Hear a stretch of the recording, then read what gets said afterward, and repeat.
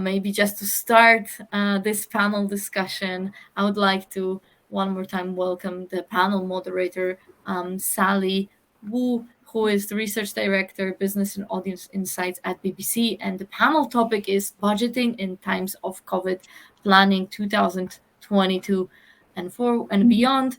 So, Sally and all of a great panel, the floor is yours. Thank you so much, Sonia. And I'm very honored to be here today with my distinct panelists. And I'm Sally. Like Sonia had said, if you have any questions, feel free to write them on the chat box, or and also after the panel discussion, we'll have about 5 to 7 minutes, I think, for you if you are if you prefer to come on camera and ask your questions to our panelists yourselves. So without further ado, I'm going to introduce my three panelists. Shall we start with Sarin? Maybe just tell us a little bit about yourself and your company, your role at the company.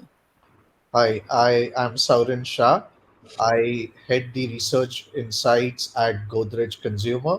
Godrej is a multinational company based out of India with footprint across the globe, and we are primarily present in home care and personal care products. Thank you, Sarin. And we also have Jane. I think Jane joined us from Singapore.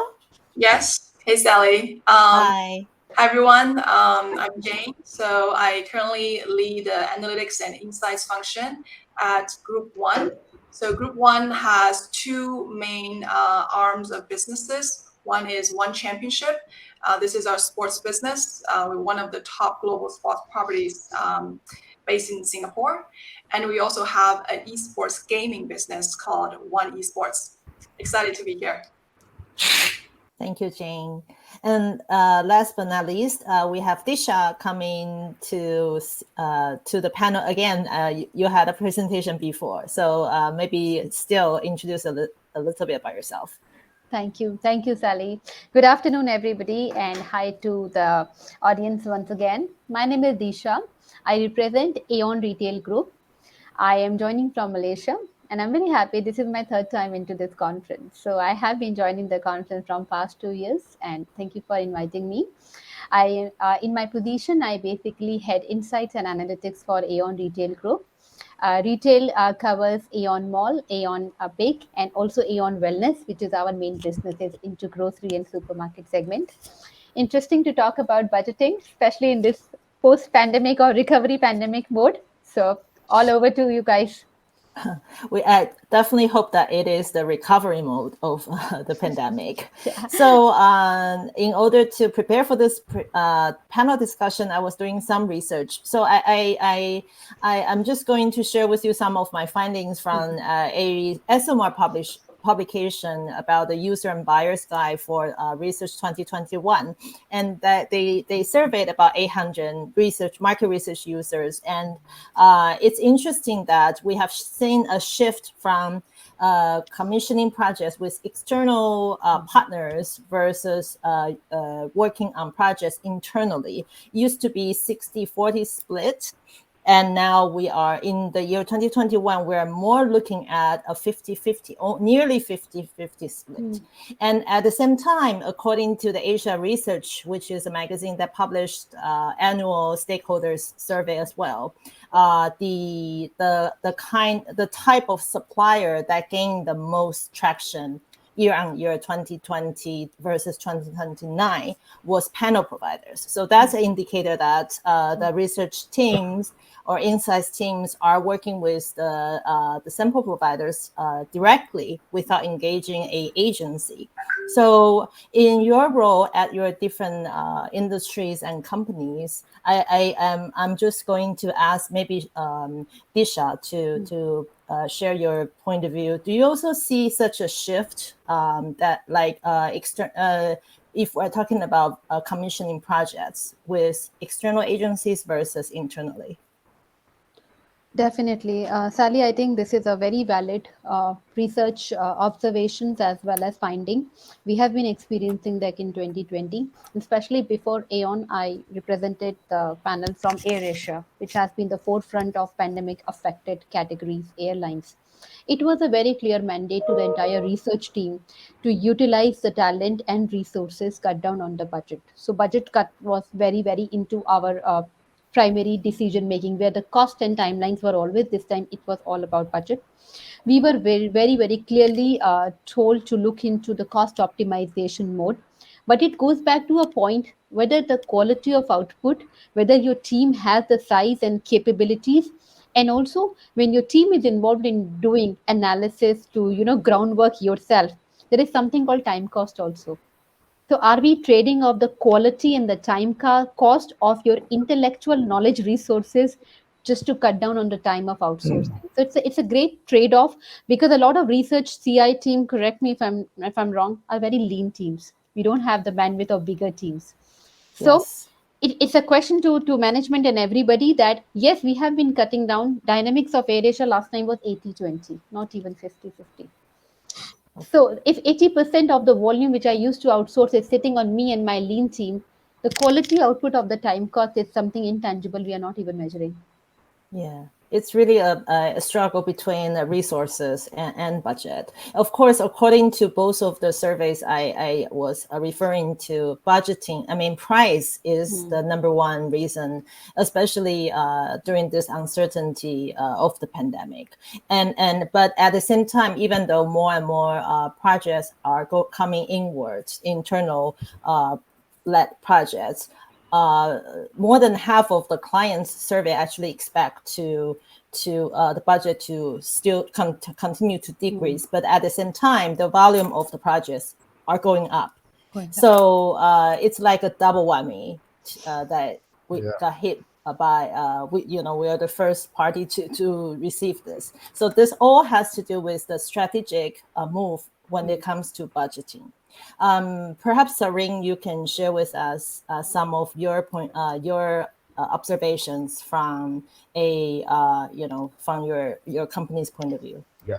So the shift of commissioning research to doing it internally, yes, that is a very big shift that we have also observed.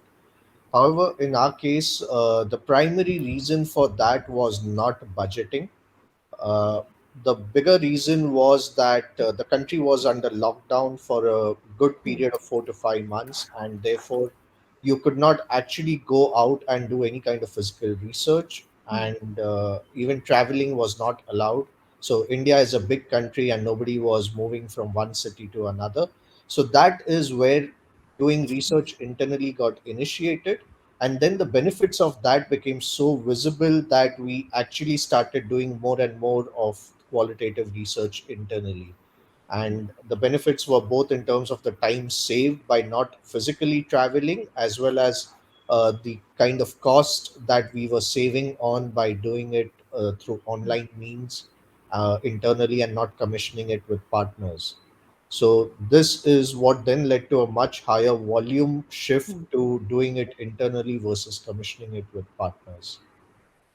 And if this trend continues, will we undermine the need to commission a full scale or a larger scale research if stakeholders feel like, oh, you were able to accomplish a project with a reduced budget, Yeah. so So next year will they may expect similar things. We all know how difficult to increase budget, or if yeah. something is taken out of the budget planning, how difficult it is to bring it back.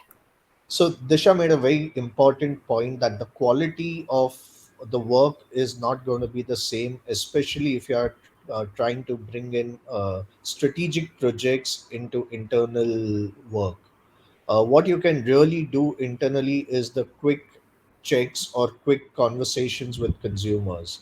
But if there is a large scale project which needs to be done, that definitely works better when it is commissioned with a partner. So the shift, the long term trend of doing quick work may shift internally, But the larger projects, the more strategic work, things which have a higher risk factor associated with it, larger exploratory work, all that ideally needs to be still commissioned with partners in order to get a good quality piece of output. Right. And thank you. And I like to also ask Jane about your opinion, because according to this SMR report, media and broadcasting is actually the sector that has the highest percentage of internal projects versus external, and is Absolutely. expecting to grow. What's your take? And do you have anything that you have learned over the past year or two that you can share with us? Yeah, it's such a great question. And I think in our case, apart from being in the media entertainment space, which is the forefront of consumer behavior evolvement, it's also in our setting, we are a fast growing startup. So a lot of, I do feel, although we are hit by pandemic, but the internal appetite for more research, more insights is actually growing. So to me, right now, if I think about our split, I think it's probably 80% of the research is done in-house, 20% we engage a partner, external partners. The reason for that is not necessarily budget constraints, but I think two big reasons. One is maybe because if we're a startup, the scope itself evolves all the time. So that is also something I think poses a good challenge for our agency partners to think about. Is I think more and more clients are experiencing this rapid changing needs, right? Given this bigger environment, then how can they provide a solution that is agile, flexible enough to address this evolving needs and context? The second very strategic reason we want to prioritize internal in-house research is because of first-party data collection.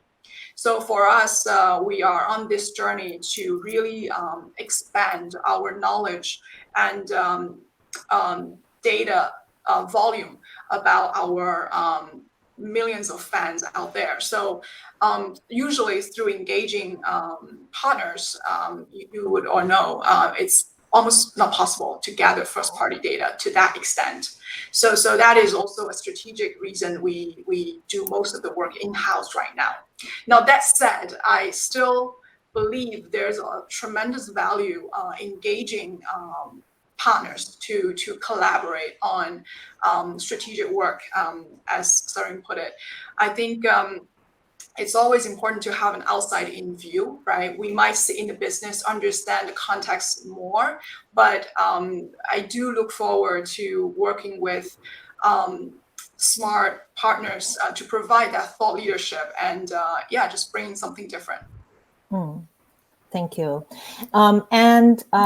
This next question, I like each one of you to talk about a example that you actually have either led or you have observed during this period of the pandemic, and that can be shared with our fellow participants, that you were able to win or create a win-win situation, and you basically made more with less. Is there an example that you could share with us, either from Aeon or AirAsia? Disha? Okay. Many examples actually, because last 2 years have only been gone into that UAT mode of trying and error and learning and fixing things. So from Aeon, what we learned is that Aeon is a very Japanese, fully fledged retail business, heavily dominated and successfully present offline. Need for innovation was always there, but innovation was never our, you can say, first goal. We don't want to innovate too fast. So during pandemic, what happened that the internal focus to come up with NPD ideas was so high that we did actually just a stakeholder workshop among us to find out what can we do really to accelerate our speed. So I can still say it was an internal research. We did not really was able to involve any smart partners or strategic brains to come together the innovation ideas. Otherwise, innovation roadmap would have taken 2 to 3 years in a normal situation. Where you are, where you want to go. But Pandemic also made us innovate maybe less than 6 months, and then stakeholder workshop followed by, what is the tool we use to innovate? Customer complaints. So we use our customer First party data, right? yeah, I mean, nobody would have thought in a natural state, of research that customer complaint data can help you to plan your NPDs. So we used customer complaint data as an input data for our strategic stakeholder workshop. And we realize every complaint is basically figuring out to, I can't go to your store, I can't go to your store, when is your store opening, 6 p.m., 9 a.m. It was all about logistic issues to enter the store because the SOPs were changing day in, day out. Then we realized, how about we create an alternate WhatsApp channel, and something which led to the birth of my own to go, which was not even in our roadmap, to go online. And then we entered online, and all online was for us was, those B2B partners who help us to distribute our stuff without even having a platform. We just gave birth to our online business within 6 months. So, and then the response has been tremendous because we were able to convert offline to online just 3 months because we were actually tapping onto the need which is coming from customer needs. So for us, it was not even a marketing cost, there was no research cost, and an NPD was born. Interesting. And what about Sareen, from Yeah, your point of view? we have a very similar example to what Disha said. So, the entire hygiene landscape was changing in the first few months of the pandemic, and there were a lot of new products that were either being asked for by people, by consumers out of fright, out of fear, or other organizations were launching them. And we needed to understand some consumer behavior around these hygiene products. So actually a lot of so in the first 3 months we managed to launch about 8 to 10 hygiene products, and the entire research on this was done through in-house research, or through without commissioning anything to partners, because you couldn't actually enter consumer homes and you still needed to know what consumers were doing. So it was all done by reaching out to consumers through online methods, and that's where your reports are also showing the panels to have taken away a lot of the work. And so we reached out to consumers there, and we understood what their needs were, what their behaviors were, and we managed to launch a lot of new hygiene products in the first 3 to 4 months of the pandemic. And do you continue to do you plan to continue in this exploration in Yes. a similar way? Yeah, so we've seen quite a bit of success in this. We do understand that there are, so we do clearly know where it works and where it doesn't work, and therefore we do plan to keep going ahead with this in-house work. But clearly knowing that where we need to go and meet partners or do work through partners, we will continue to do that. Okay. And how about you, Jane? Mm. Yeah, so I try to think of a couple of examples. I think I'll talk about the one probably most fitting here is a qual conference, is the online community we launched a couple months ago for our esports business. So I guess for us, our esports business has been 2 years old, and we've been prioritizing quantitative research in the very beginning, as you know, numbers tell.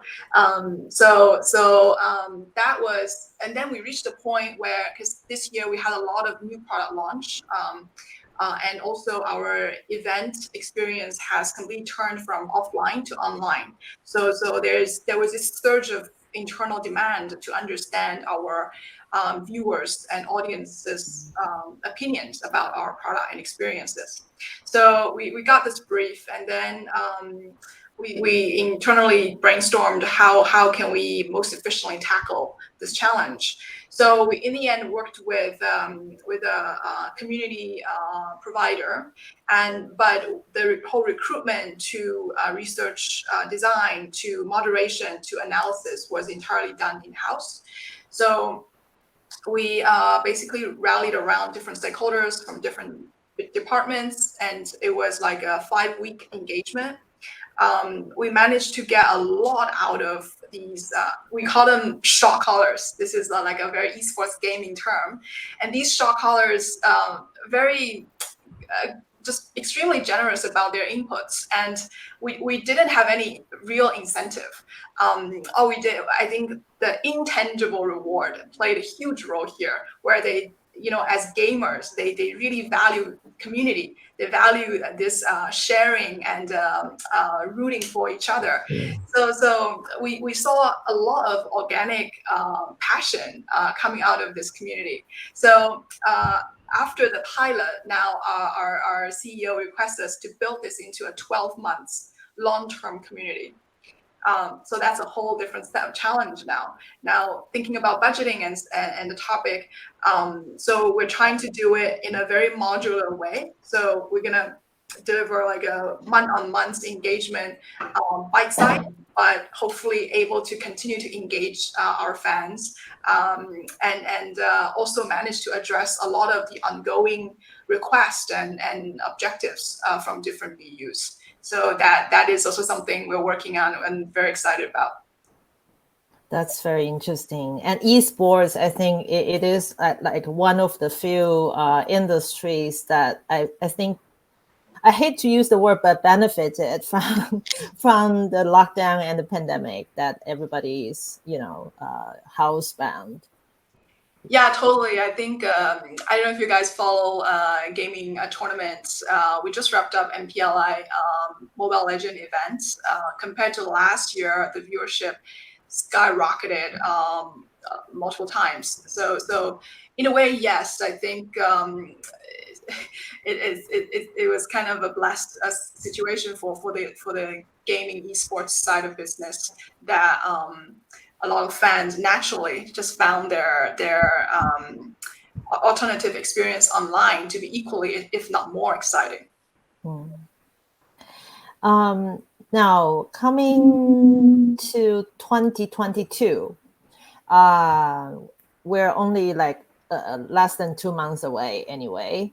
And one difference between the two reports that was referring to, the SMR and the Asia Research surveys, was on the percentage of clients or buyers saying that they expect budget to increase or decrease. SMR report said that more than half of the clients, 52%, expect a budget to increase. Sorry, that's Asia Research.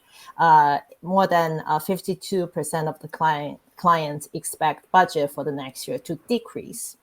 But SMR, on the SMR side, they about 40% of the client expect the budget to be the same, about 38% increase.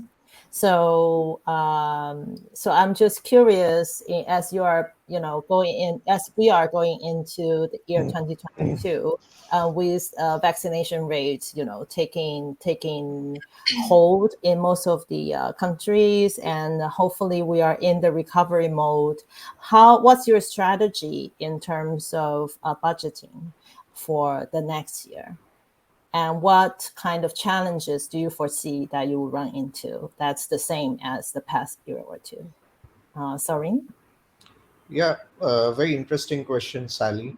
So, if we think about the future, uh, we are a company which is into consumer goods, and the demand for consumer goods has never gone down in the last 1.5 years.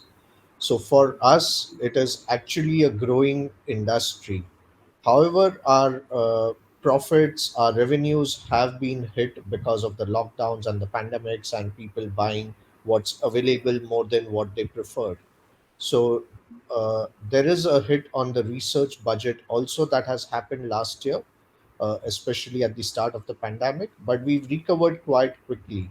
And what then happened is the need to understand the dynamics of the consumer became so important for us, that the frequency at which we were reaching out to people or to consumers started increasing over time. So for us, net net, the budget has remained the same. And for the future, what we are getting into is prioritizing what the tasks for the next year are going to be, and then what are the research needs in relation to those tasks. So I would still believe that our budgets are not going to get impacted, they will remain the way they have been. Okay. And how about you, Jane? Yeah, I think from a CI perspective, our budget doesn't really got hit, and if anything, company is still continue to invest more into CI work. But guess the baseline is different because we're just starting. So compared to more established business, the benchmark is more firm. For us, I think. Two things about planning next year. One is because under A&I, we not only have consumer insights, also have business insights and CRM. So for me, a big topic to think about planning is how do I increase the synergy between these three work streams, also from a budgeting perspective, so that we just, for example, I run a CI project. Usually I would have the first party data collection in mind to achieve multiple purposes. So that's one. The other thing is also going back to the point I made earlier is how do we identify awesome partners to work with? I think from a research innovation itself is it just innovate our own solutions to the business. It's also important to continue to invest so that we learn from the market, we learn from the best, and we learn from the industry. Any best practices or the latest solution, we should always try to keep a pulse on. That is also an area we will continue to invest in. Cool. And Disha? I'll speak more from a 3-year perspective. What happened 2019 to 2020 to 2021? Actually, the major cut and the major dip which I have seen was 2020. So 2020 to 2021 was a phase we were just holding the fort to defend and maybe just put internal talent at perspective. Come back at 2022, I think if you compare from last year, budgets will grow. If you compare to the baseline where I left last in my normal state between 2019, the budgets are still less. But year on year comparison, I think if you just put a very organic question, Disha, do you see from last year? I do see, because every business will try to recover, to grow, and also the prioritization on insights for new businesses and new opportunity, digitization will be in everybody's mind now. So just a linear comparison between, I think it may not be really, apple to apple by say bit last year. Between last year to this year, I think most of the businesses will grow anyway, because 2021 was the year to slow down and cut. 2022, I think one thing that Jane mentioned is very right. Not only about the budget, but how do we utilize that budget, on which tools, on which partners, on what kind of projects. The automation versus in-house versus the kind of money and the pots you want to put in your budget is a major question to decide. So the ROI, even from a research, will be very high game changer now. True. Prioritization is always very challenging. Yeah. Okay. Do we have any questions from the floor or virtual floor, that if anyone wants to come on camera or audio to ask your question? And hey, Sally, if you don't mind, I'm also curious to hear from you. Actually, I'm listening with everything that the three of you said. I do think it is the time to make more with less budget, less resources, and to prioritize is key. Yeah, I think that's universal almost. I see Sonia popping up already. Are we out of time already? Yes, I mean, we are just on time to wrap up. I don't know if you want to share any final remarks, Sally.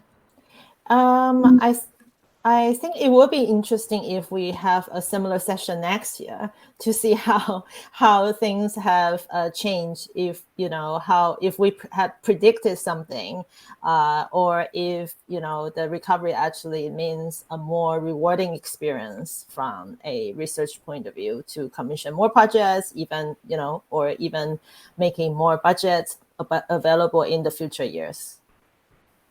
Anyone else want to share your final thoughts? Okay, I think that's us. Thank you very much, Sally, and of course, Soren, Jane, and Disha for joining us for this definitely very interesting panel discussion. And who knows, maybe we will continue it next year, and hopefully this time it's gonna be in person. We will meet again, actually face to face. We all hope for that. And as we are wrapping up the Quote 360 Conference 2021, I would like to thank you all for joining and say thank you to all our speakers, partners, and participants for engaging and contributing during those 2 days of our conference. I would also like to let you know that our next upcoming conferences are UX 360, which will happen on February 8th and 9th virtually. This is a new conference we plan to start in 2022, but we also plan in the next couple of months our in-person conferences, Qual 360 events in Washington, D.C. in March, and then also Qual 360 Europe in Berlin in April. And last but not least, you will all be receiving email from us, which will indicate you how you can access all the videos from this conference on demand and recordings and information about the upcoming event. So one more time, thank you all for joining. Thank you to our amazing panel for this great discussion. Thank you.